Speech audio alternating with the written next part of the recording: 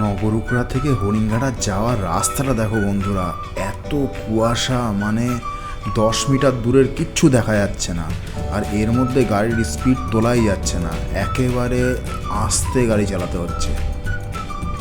আর যা ঠান্ডা পড়েছে সে তো আর বলার কথা না, বাপরে বাপ, পুরো গা হাত পা পুরো কেঁপে যাচ্ছে একদম।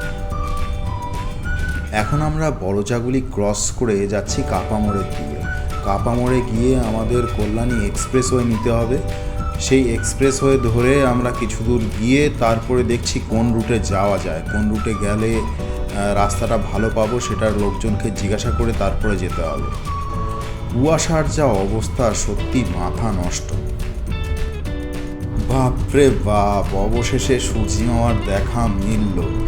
এখন বাজে ওই 7:40 মতো।